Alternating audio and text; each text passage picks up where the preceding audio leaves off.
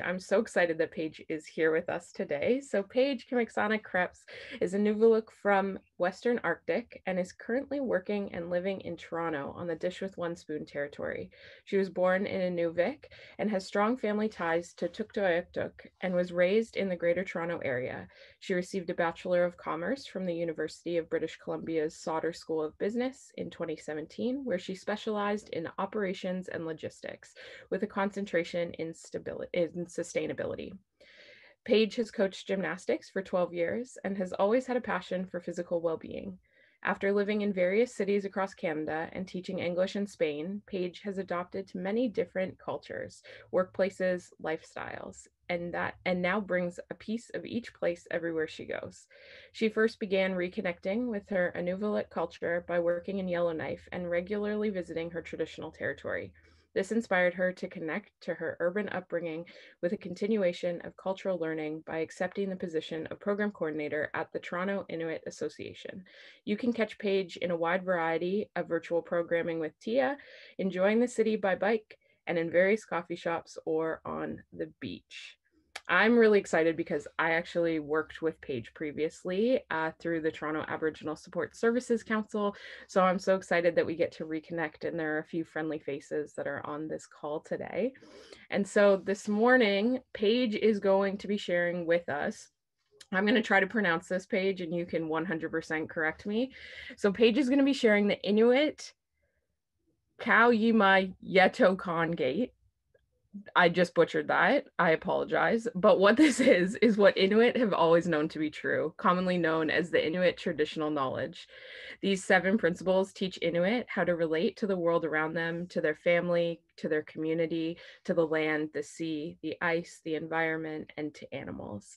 As an urban Inuk living in the South, it's important to connect with the original caretakers of this land, while also reconnecting with traditional values and the ways in which Inuit relate to their surroundings. Please give Paige the biggest round of applause. Give us some reactions, give us some virtual claps, all of those things. Amazing.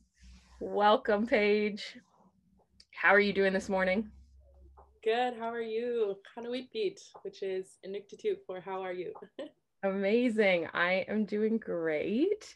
I'm going to start today off because I know that you have a lot of things that you are going to share with us in just a minute, but I want to have a little bit of continuation through all of the different panels that we're moderating. So the one question that I have been asking people is, where is a place for you that you feel the most rooted or grounded or the most like yourself, if you feel comfortable sharing that with us? Yeah, I think this is such a great way to start the conversation. So I would say the place I feel most rooted is anywhere by the water. It doesn't matter what kind of water, ocean, lake, river. I just feel so at peace. And whenever I need a break from the city, like even not going out of the city, just sitting by the water is exactly what I need. Amazing. I love that. It is kind of funny because I feel like anytime I see your social media, you are always by the water, which is, I'm always so jealous. At least that's what I post. Awesome. Thank you for sharing that with us. So we had the opportunity, as I mentioned, to work together for a very short period of time, but it was really exciting. And so I would love for you to share why you actually wanted to work at TIA and how you kind of got into the line of work that you're in right now. Yeah. So I will get into how I started at TIA a bit later, but basically, I really wanted to reconnect with my community, and I felt like my business school background and being in fitness wasn't really where my heart was. I always felt like there was something missing. And the great thing about the Toronto Inuit Association is that we're quite new. There's 3 of us now in total, and I was the 3rd employee. So I really love the chance to be able to mold it the way I wanted and to kind of meet community members as they became aware of us. So it's a very fresh relationship that we're creating, and that really excites me. And what keeps me working, I guess, is the community that there's so many different types of people there, but we are all just so excited to be around each other, to be sharing our language and food and traditional activities. And it's something that I was missing in the city before. That's awesome. I think that's something that many of us that are, urban indigenous folks that are living in the city away from our communities kind of find joy in. It's that moment of when you recognize someone that is a community member and you're able to sit down and continue to build those relationships, or, be able to share in a cup of tea or a ceremony or just have a meal together. I think that's something that is really beautiful. And I think that's also something that you, and I know Brian is on the call, you two are just great at that, and really making those relationships, not just building them and creating them, but also maintaining them.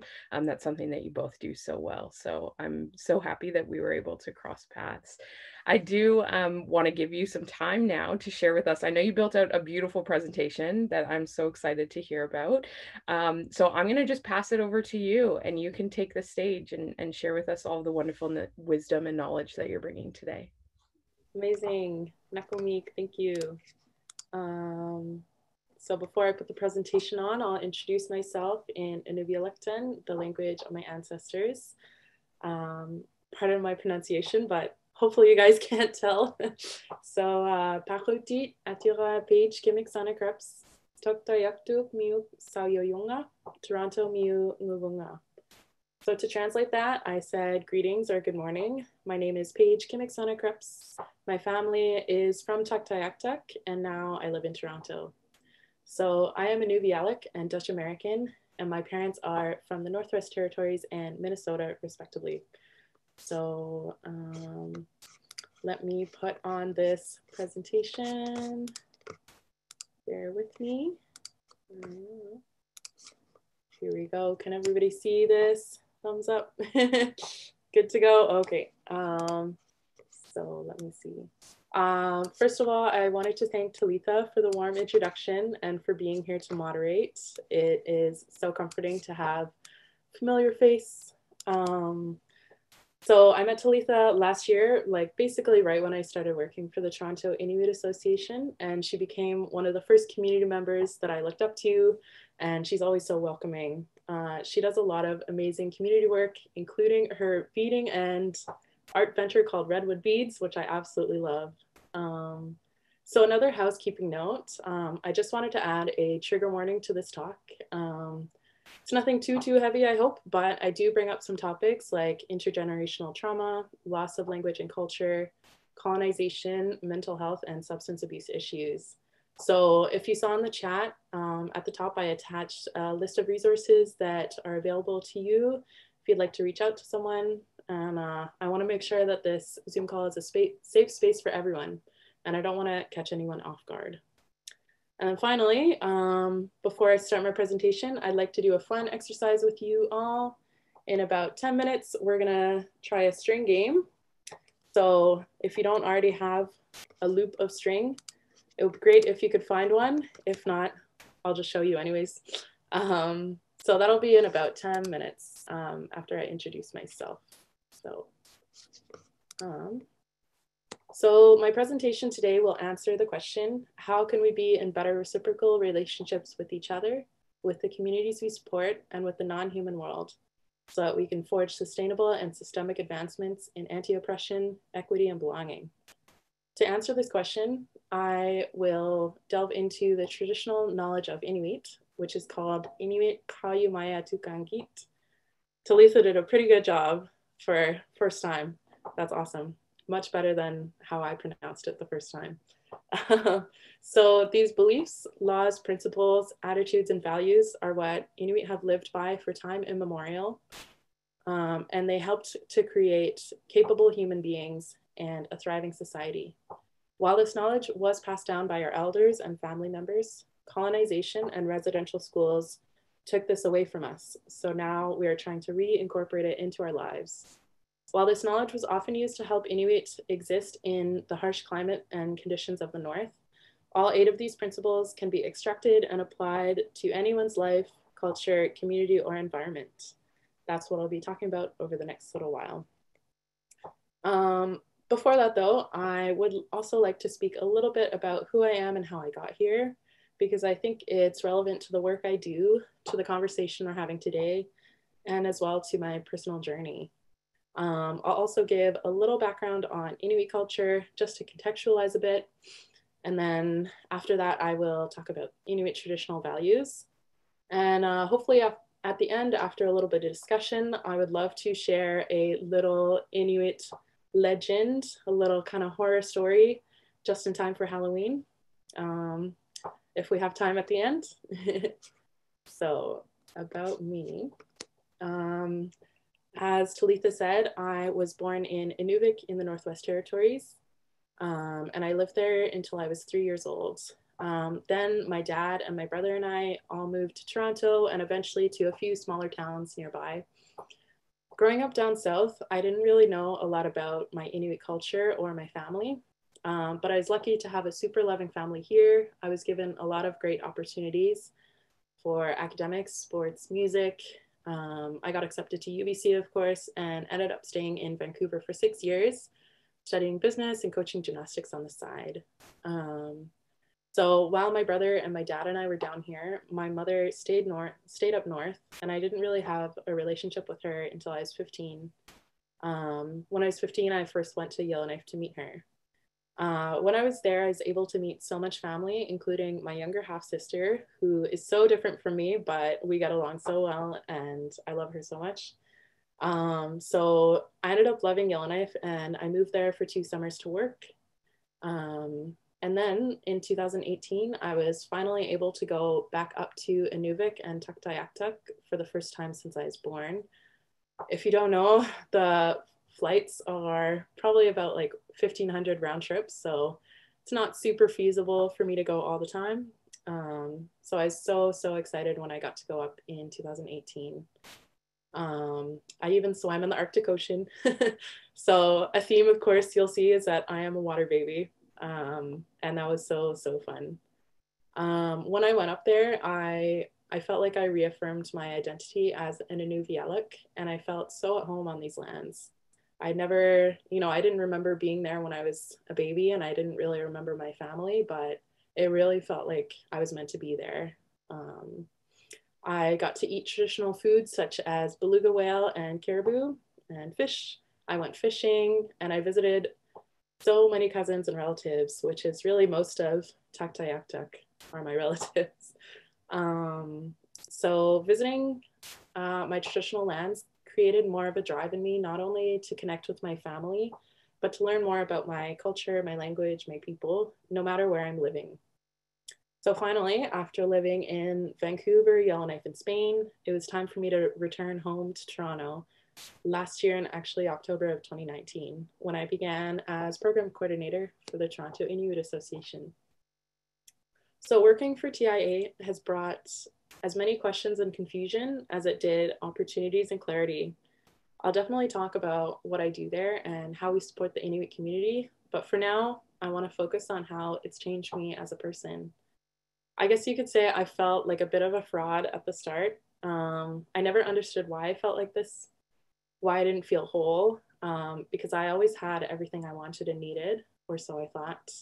When I began to connect with the community, I started to understand why. I learned about residential schools, about the 60s scoop, about intergenerational trauma and how they tied into my own story, my family story, and how it affected me as a mixed Inuvialuq. I thought I would be the only one who is rekindling their connection to family and people, but to my surprise, there were many Inuit, young and old, who were just as nervous and just as shy and excited to continue their journeys to self-discovery. They had also been touched by the effects of colonization through adoption, relocation, family members affected by the tuberculosis crisis, friends and family lost to suicide, loss of language, culture, and land. But as elders and youth alike welcomed me into the Toronto community, I began to feel puzzle pieces fitting together. No one judged me for my lack of knowledge. They just encouraged me to ask questions, to listen to elders, and to watch as knowledge keepers taught skills such as sewing, throat singing, and preparing traditional foods. I was worried at first that I would be taking up space from people who actually spoke Inuktitut, for those who didn't have white passing privilege, for those who grew up with their culture and just wanted to find community in this huge city. I realized that I was as uncomfortable. I realized that as uncomfortable as I was in being in Indigenous and Inuit spaces, other Inuit were feeling uncomfortable in traditionally non-Indigenous spaces, like Western education institutions, boardrooms, and in the city in general. So why not embrace our differences, create space for everyone in all spaces, and learn from each other? That's why I'm so thankful to be part of such a strong and resilient community in one of the coolest cities in the world. So, sappy section aside, I'd like to lighten the mood by doing a little traditional string game. So you can see this photo here is by Agnes Nanogak. She's from Ulahaktak, which is in my territory as well. We love playing string games to pass the time. So if you would get your string out, that would be awesome. So the game I'm going to show you, I'm going to pause the screen share for a minute.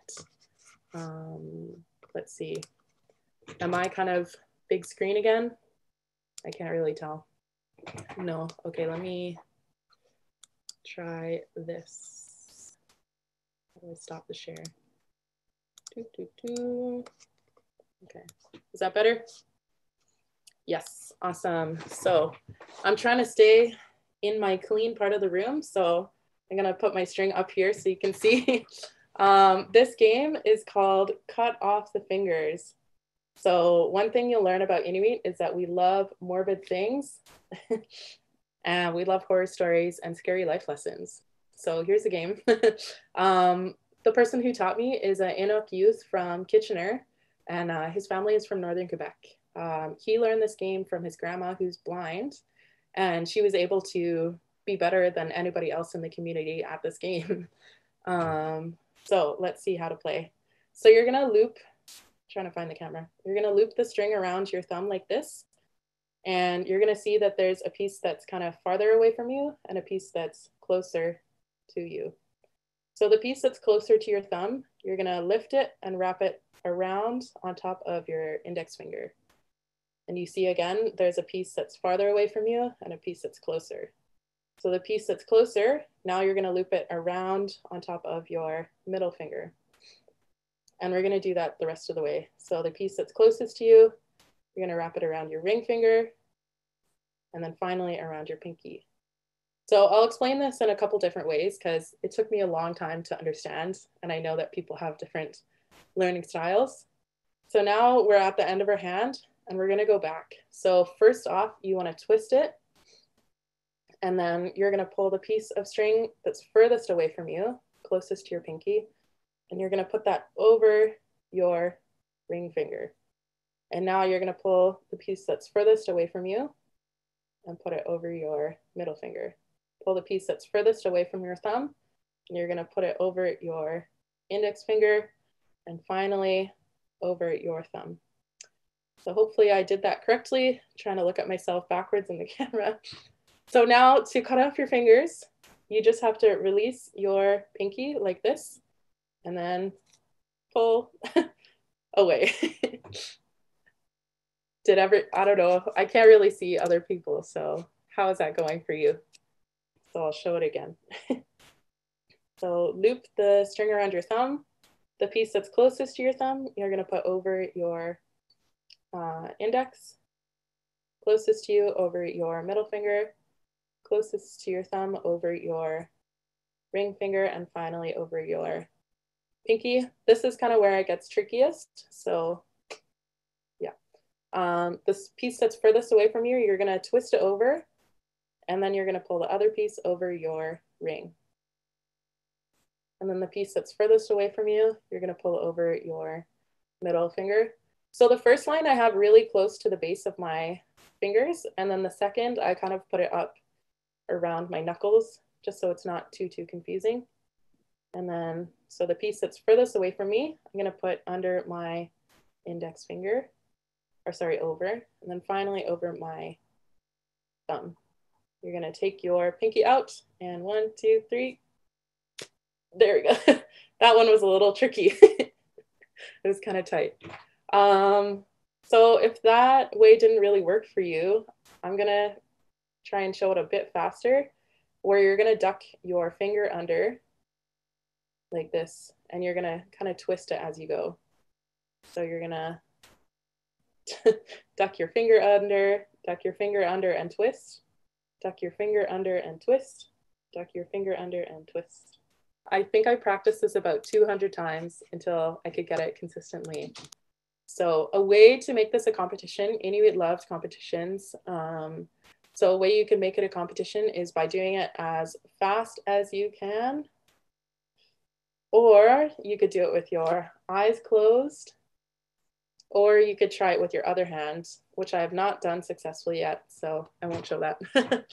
But yeah, Inuit played a lot of traditional string games. I remember playing some when I was a kid, but I was trying to remember how to play them now, and it's a little too far gone. But I hope you enjoyed that. And now I think we will get back to the presentation.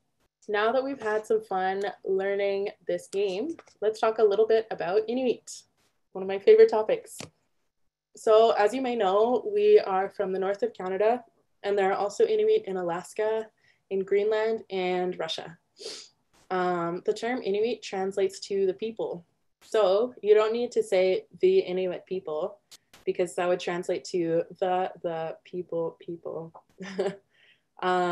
So also, when you're talking about one person, it's Inuk, which is why I say I'm Inuvialuk, that's one person.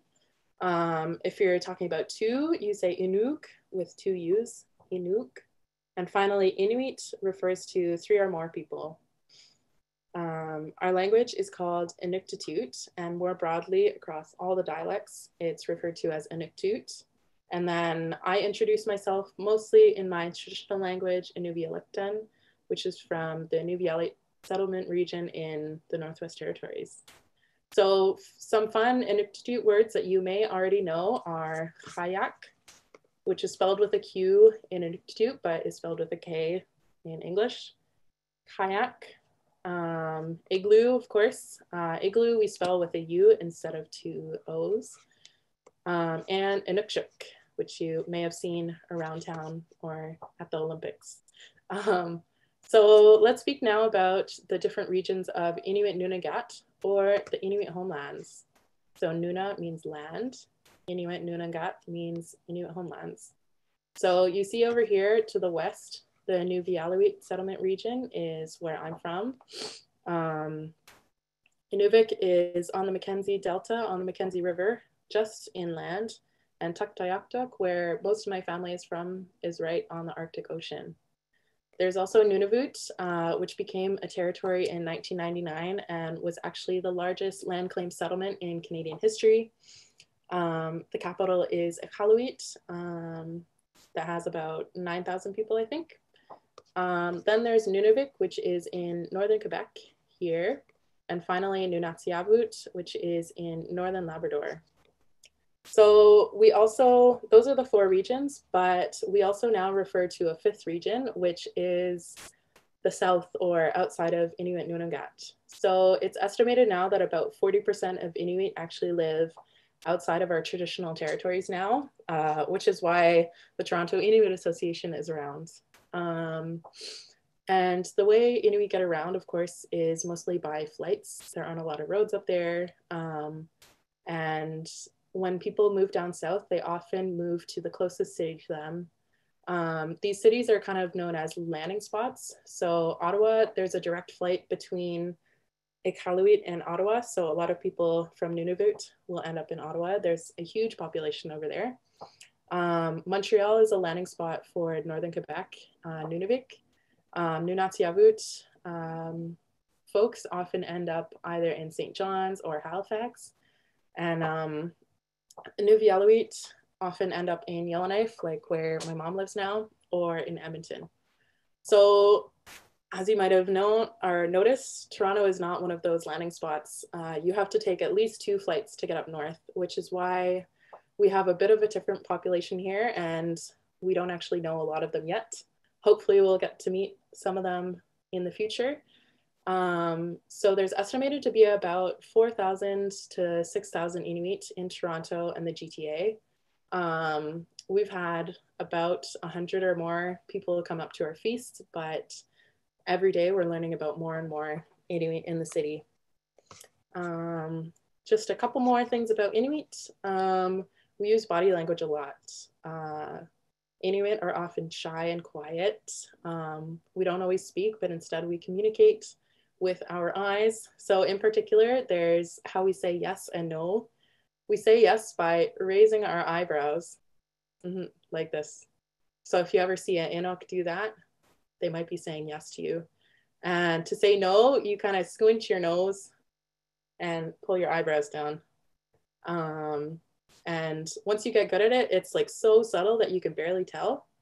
So you really got to be paying attention to the body language. Of course, being shy is a stereotype. I am quite shy myself, so I like to always say that Inuit are shy. This partially stems from our traditional knowledge because we were taught to always be humble, not to look people in the eyes out of respect, and to think before we speak, and also just to listen to our elders.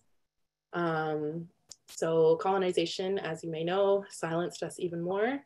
Before we were living off the land, we were often nomads. We had our hunting camps and our winter camps. We used dog sled teams to get around. But when the government started coming up north in the 1900s, we were forced into settlements. So we were no longer able to have those summer and winter camps. This made it easier for the government to kind of keep track of us and know who we are. But it was unfortunate.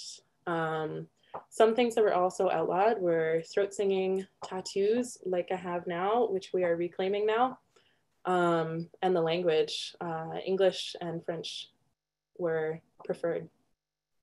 So one way now that we are reclaiming our narrative is through storytelling. Like many Indigenous cultures, storytellers are revered and many lessons are taught through stories. Kids were taught cautionary tales with mystical creatures to encourage them to stay safe and respect Sila. Sila is the weather, and also to respect Nuna, which is the land, and the animals around us. So hopefully at the end we'll have time to read a story about the Qalluqtuurunnarniq, which is a fun story. Okay, so now for the main course, I guess what you've all been waiting for, Inuit traditional knowledge and how it relates to this question. So as I said before, and Talitha was pretty close to saying, you pronounce it Inuit Qaujimajatuqangit. So the Q's are often kind of like a ch, like a guttural sound. J's are often yus, like a Y. So there are two of those. And yeah, so Qaujimajatuqangit. Do you think anybody can say it? Yeah. So let me stay here, sorry. IQ principles may be ancient and traditional, but we're not speaking about returning to the past. Inuit and Indigenous peoples have always been innovative and we adapt. We must now adapt to the new world we're in, and we can adapt this traditional knowledge to suit our present and future needs. It's not about turning back time, it's about creating a better future where all knowledge is valued and taught. So I learned a lot about what I'm going to speak about through this book, What Inuit Have Always Known to Be True. I do have a list of resources that I can link at the end. So this book was a compilation of stories from elders from across Inuit Nunangat. So it's really cool to hear all their different stories, but also how they all had the same traditional values. So there's a quote from this book, and it says, "These principles and values were developed over millennia to allow Inuit to thrive in unique physical environments in which group cohesion and harmony was essential to survival." So I also learned some of this knowledge from the government of Nunavut, as well as from my elders. So we'll go through each of the 8 principles and talk about how they relate to sustainable and systemic advancements in anti-oppression, belonging, and equity. So the first 2 are quite simple, which is why I've put them together. I did go over these pronunciations with an Inuktitut speaker, and I hope I'm doing okay. So the first one is Inuqtuurunnarniq. Inuqtuurunnarniq. And the second one is Tunganarniq. So Inuqtuurunnarniq is about respecting others, relationships, and caring for people. It is so, so important to a community-driven society as opposed to an individualistic society. So before colonization, we did always do everything in community. We always thought of everyone being safe and taken care of as a whole. But through colonization, we've kind of become more of an individualistic society. A quote by an elder in this book reads, "If as a society we respect and treat our elders well, our societies will be much better in all areas of life. We must also respect our children well. If we do not, then we are creating issues that will come up later, and the cost is always accumulating." So I like to think of it as thanking our elders for passing on information. I don't know if you can hear the sirens. Hopefully they'll be gone soon. So we have to thank our elders for passing on information and raising us. And we have to appreciate our children because they're the future. Children are the lifeblood of society and of our communities. When we are creating better systems, it's important to hear the voices and respect the ideas of elders and children who don't often have a seat at the table. They may have different ways of viewing things, and that can never be a bad thing. So the next one is Tunganarniq, which is fostering spirit by being open, welcome, and inclusive. Just got a couple fun photos of community here. So this is kind of seen as a golden rule, which you guys probably know, to treat people the way you'd like to be treated. So another quote is that my grandpa said I should always try and make friends, even if I don't understand their language, because one day I might need an interpreter and my friend can help me translate. So while we don't want to just choose our friends based on how useful they are and how they can help us, it can't hurt to learn different perspectives, different cultures, different languages. It can only add to your life. This is why respecting others, being inclusive will help us create more belonging, equity, and more advanced systems. Okay, the next Inuit value is, I think this is the hardest one to say, PILIMMAKSARNIQ. So as you see, like the two I's, anytime there's a double vowel, it's kind of elongated. PILIMMAKSARNIQ. So this is collaboration and working together for the common good. So one thing that I love about Toronto is, and how it makes it an amazing city, is the diversity. People come from all over the world to live in Toronto because they've heard good things about it or because they know someone here. One thing we can do to better create reciprocal relationships is to interact with people that are different from us. Sometimes it's hard to agree with somebody's opinions or way of thinking, and you don't think you'd be able to, but empathy goes a long way, and we want to try and sit in other people's shoes. The coming together of minds can often create a better future and accelerate innovation. So that's an important reason to collaborate. While some Haluna means like non-Inuit, non-Indigenous. Sometimes it means white people, but not always. So while some Haluna folks may make you believe that Indigenous rights mean less for everyone else, it doesn't work that way. I kind of see that as a very colonial way of thinking. Returning to Indigenous ways of knowing benefits everyone and will create a better, more sustainable world. So we got to stick together, basically. Just going to take a sip of water. I don't know if I'm speaking too fast or how it's going for everyone. You're doing a great job so far. There's so much information that is coming out. I know we only have about 10 minutes left as well. So if you want to continue to go through, and then if people right now, if they have any questions, please feel free to put them in the chat so that when Paige is done, then we can refer to them pretty quickly and kind of walk through those. Yes, awesome. Okay, so I have 4 more values to go. So the next one is let me see here. AVATIMIK. So this is to cooperate, develop shared understanding, and arrive at decisions through consensus. So as seen in UNDRIP, which is the UN Declaration for the Rights of Indigenous Peoples, one thing that is essential to Indigenous communities is consensus, as well as free, prior, and informed consent. While it may take a long time to reach a consensus, it's important to hear all voices. Perhaps the voice that is silenced the most or is too shy to advocate for themselves is the voice that we need to hear the most, and the voice that we don't often hear. So like they say in the movie Lilo and Stitch, Ohana means family, and family means no one gets left behind. So we can see that empowered individuals become stronger and smarter. They use their voice to advocate for others and uplift other voices and to create innovation. This is what we need to advance anti-oppression and belonging. So the next one is AVATIMIK KAMATTIARNIQ, which is respect for the land, animals, and the environment. So we must recognize, as an urban Inuk, we must recognize the stewards of land, the Haudenosaunee, Anishinaabe, Huron-Wendat, and truly appreciate them. It's so cool to learn about the Nuna here, about the plants and animals, and compare them to what we see up north. We're always reminded in Toronto about water through our ravines, rivers, and the lake, and I'm always reminded that water is life. So we must respect the land and environment in urban planning, community building, and in the ways that we use water and land around us.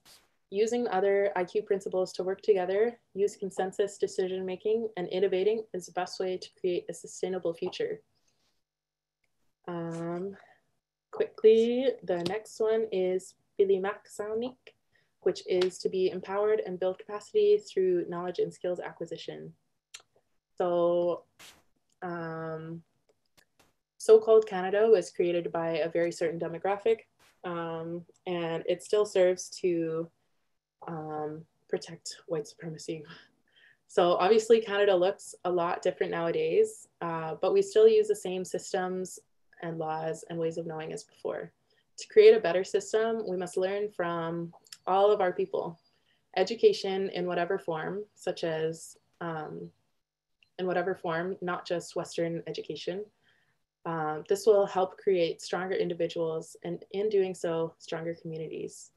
When elders speak of raising kids to be capable human beings, they mention that a key milestone is when a child can build the roof of an igloo. Learning traditional skills helped Inuit survive, and now we can learn as much as we can from people around us to help us survive and thrive in the world today. Okay, last one, I think. Oh no, two more. How am I doing for time? You're good. You're all good. Okay. Don't rush it. Go through this quickly. This is an important one, especially to today. So it is called QANUQTUURUNNARNIQ, which is to be resourceful and seek solutions through creativity, adaptability, and flexibility. So one blaring example we see, of course, is COVID.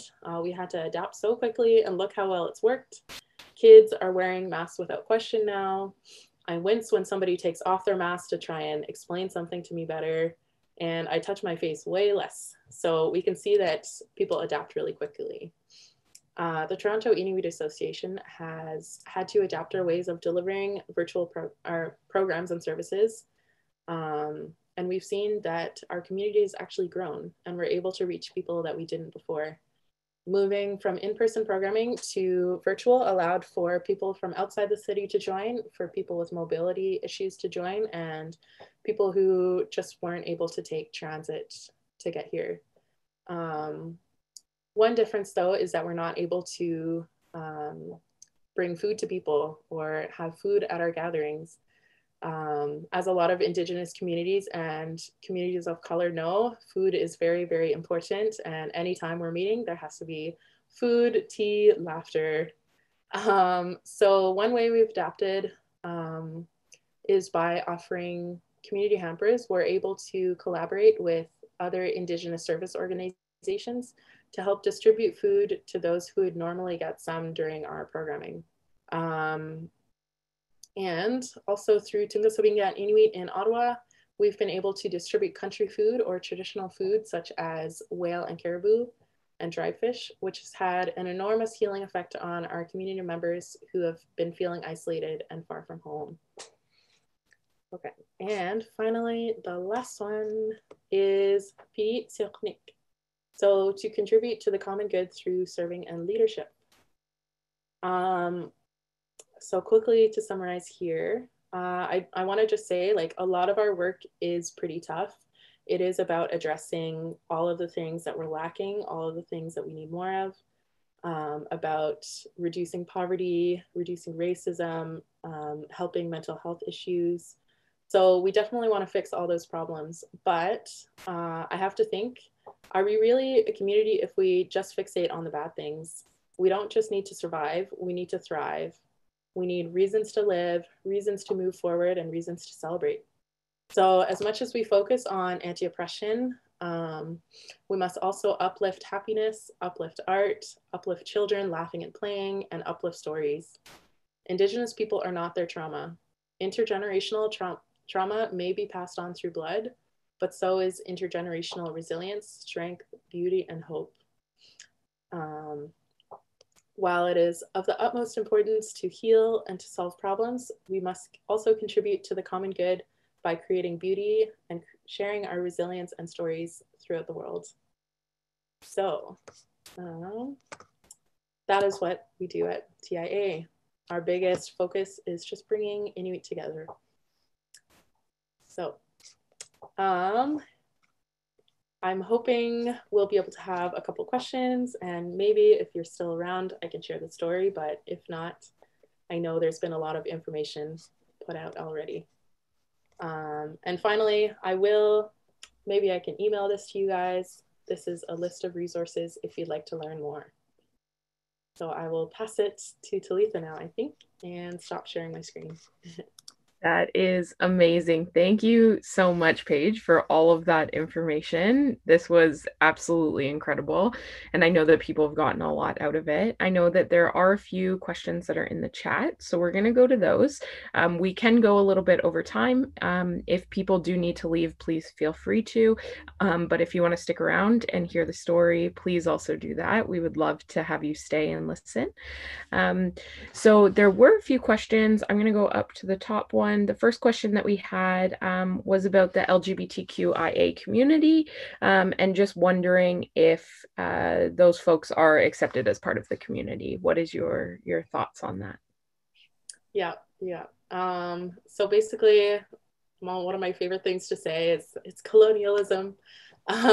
So as with a lot of Indigenous communities, we saw more than just two genders, and we were able to accept people and their roles. A lot of traditional knowledge can be a little bit gendered, like the boys learn how to hunt and the girls learn how to sew, but it was never said that you couldn't do one if you wanted to. Like, it's basically just like what you feel most comfortable with and how you're going to be most useful to your community. So if you're not a man, you can still go hunting. And there have been lots of stories about Inuit sexuality and gender in the past. And a lot of these stories, of course, were repressed through colonization. But we do recognize a lot of different genders. I would say there is a bit of healing that has to happen in the community still. Like, as with a lot of small communities, there is some bias and not some good feelings. So yeah, I hope that answers the question. Amazing. Thank you. Another place, just in terms of learning more about that community specifically, is Two Spirited People of the First Nation. Is an Indigenous run organization that I had previously worked alongside, and they have all kinds of information. If you are looking for additional resources, you can check out their website. There are a few other questions that we have. So the next one is, are there particular activities or places where non-Indigenous folks can engage and participate in a way that doesn't take away, but where they can put into practice the principles of connecting across cultures and learning from different people? Yes, yes, I'm really glad you brought that up because, of course, a lot of my presentation was about how we need to learn from all different kinds of people. The stage that TIA is at right now is very much Inuit centered and focused on our community. So while there is an amazing like Indigenous community in Toronto, it is very like pan Indigenous and sometimes a bit First Nations focus. There hasn't always been a space for Inuit to just be Inuit. So that's what we're creating with the Toronto Inuit Association now. But we have had some workshops where it was open to everyone. We have a lot of recordings from traditional skills that were taught. I would definitely say a great place to start is Council Fire or the Native Canadian Centre here in Toronto. Talitha's old work task, which is the Toronto Aboriginal Support Services Council, kind of shows you everything that there is to offer in Toronto, and they're a great resource. So in short, yes, but also TIA is kind of right now focused on our community. Great. I love that. I think that piece that you bring up about what we would call as like pan-Indianism or pan-Indigenism is really important because the three groups that are in Canada are so distinctly different, and often we kind of get lumped into this one kind of space. And so I think it is really important that we are celebrating the differences. And I used to have an elder that would always tell me that the most beautiful thing about us is how different each and every one of us are. And kind of thinking about that, it reminds me of a piece that you had said earlier on, Paige, when you were just kind of talking about your own identity and growing up and, rekindling your Indigenous roots and connecting with culture and family. And that was very similar to me in not necessarily knowing where I was coming from and not always being able to express my culture and the things that I had learned because of the intergenerational trauma that existed within our family and the effects of residential school and all of those pieces. Do you have, knowing that there are a lot of service providers that are on the call, do you have advice for anyone who is working with folks that may be trying to discover their Indigenous identity or who are maybe struggling with that? Is there any advice that you have for them on how they can be supporting these folks in our community? Yeah, definitely. That's one of the ways that we're learning about more Inuit in our community is just that they're accessing these services and may not say right away like, oh, I'm Inuk, because they're not too sure about their identity. But once they engage with us, we hope they stay, and they often do. So I guess I would say social media is a big thing. I basically learned so much about my history and about Indigenous activism throughout Canada through Instagram. So being able to share social media accounts is really good. I would say reminding them that everyone is at different stages of their journey, and that's okay. I was worried I wasn't Inuk enough, but I realized that so many people were in my same boat. So making space for those people is really important. And yeah. That's great. Thank you. So thank you everyone so much for all of your questions and all of your engagement. I don't know about you, but I am, so excited to hear this horror story that you have for us, Paige. So I'm going to pass it back to you to share that with us. Okay. So I'm so glad this book came in right before Halloween. I ordered it. It is like kind of a kid's book, but these stories are told to all ages. So it's called Those That Cause Fear, and it's basically an assortment of Inuit horror stories and legends. So I'm going to read one of my favorites, which is the Halupali. Here we go. So, oops. Each legend has a picture. So let me read it. So, if you're walking along an Arctic coast in the spring, you might hear something knocking under the ice, and you may even hear a strange glub glub sound. Those noises could mean that there's a halupalik nearby. The halupiluit, which is plural, piluit means plural. So the halupiluit have large noses, webbed hands, and feet. A halupiluk usually wears an amautik, which is a traditional women's parka, which is made of eider duck feathers. Beware of the halupiliwit in the spring when the ice is breaking up. These creatures wait underwater for children to play on the broken ice. Once a child gets too close to the water's edge, to the ice edge, the halupilik will grab him or her and pull them into the water. Once a child is in the water, the halupilik will trap them in the pouch of its amauti and take the child deep underwater. Some people say that these creatures take children to be their pets and keep them on leashes made of seaweed. So that is the story of the halupiliwit. And of course, these legends are often taught as lessons. So you can probably guess that it's teaching children not to go on the sea ice or too close to the edge for safety reasons. So I hope you enjoyed that. I will share the title of the book. It's called Those That Cause Fear, and it's by Neil Christopher. I feel like growing up, my grandparents used to tell me things like that. Exactly. And I can just imagine how good all of these are. They stick with you, right? Like you're not going to forget it because it's a scary story. That's amazing. Well, thank you, Chimagwich. Big thank you for coming and spending time with us today. This was incredibly informative and fun and exciting. And I feel like even I learned so much about your culture. And I'm so happy that you could be here and that Brian could join us from the Toronto Inuit Association as well, and so many other friendly faces that are on the call. So a huge thank you to everyone for joining us today, and I look forward to seeing you all at our next presentation that we have. Awesome. Kuya Naini, thank you so much, everyone, and thank you to Letha.